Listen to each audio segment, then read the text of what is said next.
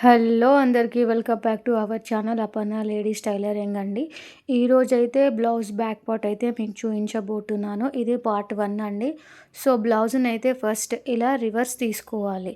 Reverse తీసుకున్న తర్వాత shoulder point అంటే ఇలా నేను చూపించిన విధంగా షోల్డర్ పాయింట్ నుంచి బ్లౌజ్ ఫుల్ లెంత్ అనేది మనం కొలుచుకోవాలి. మనకైతే 13 లెంత్ అనేది వచ్చిందనమాట.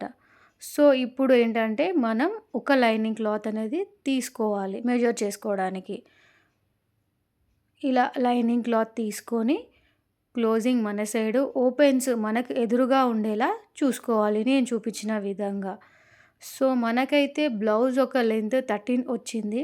సో ఇప్పుడు దానికి ఒక 1 ఇంచ్ యాడ్ చేసుకొని టోటల్గా 14 లెంత్ అనేది మనం యాడ్ చేసుకొని మన క్లాత్ మీద అయితే మనం పెట్టుకోవాలి. నేను చూపించిన విధంగా పెట్టుకోవాలి.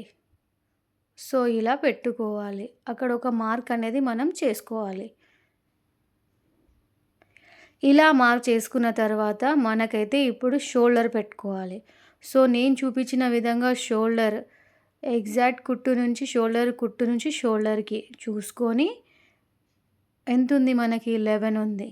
సో ఇలా 11ని మనం టేప్ ద్వారా సగం చేసుకోవాలి. టేప్‌ని ఒక సగం చేసుకుంటే 11ని మనకనేది 5 ½ అనేది అయితే మనకి వస్తుంది. సో ఇలా 5 ½ అనేది వస్తుంది.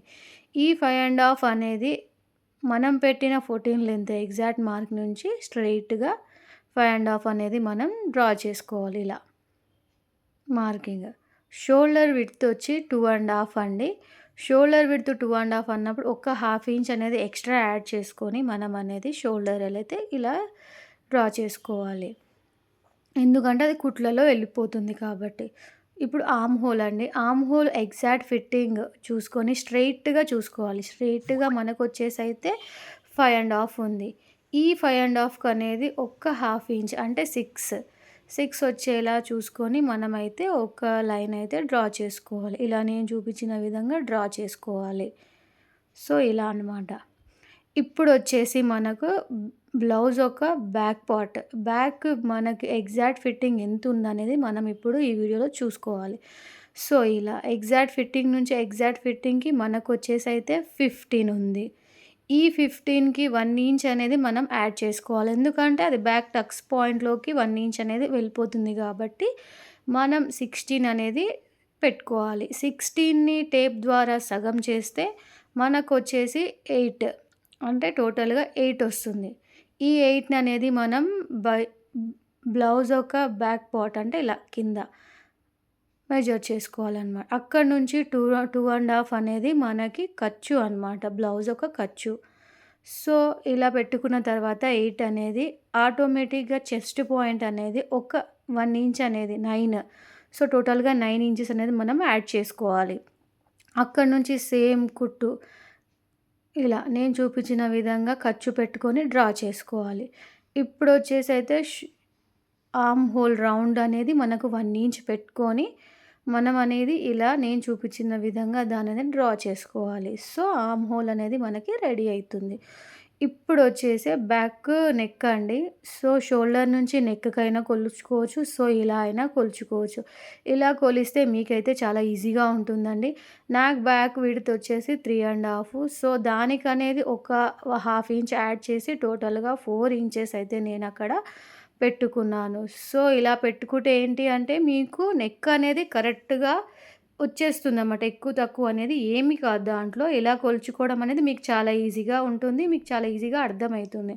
సో ఇలా డ్రా చేసుకోవాలి. ఇప్పుడు వచ్చేసి నెక్ రౌండ్ కోసం ఒక్క ½ ఇంచ్ అనేది మీరు గీసుకోవాలి. సో ఇలా పెట్టుకొని మనం దాన్ని అనేది రౌండ్ చేసుకోవాలి. నేను చూపించిన విధంగా రౌండ్ చేసుకోవాలి. సో ఇలా అనేది మొత్తం బ్యాక్ పార్ట్ అనేది ఇలా మనమైతే లైనింగ్ మీద పెట్టుకోవాలి.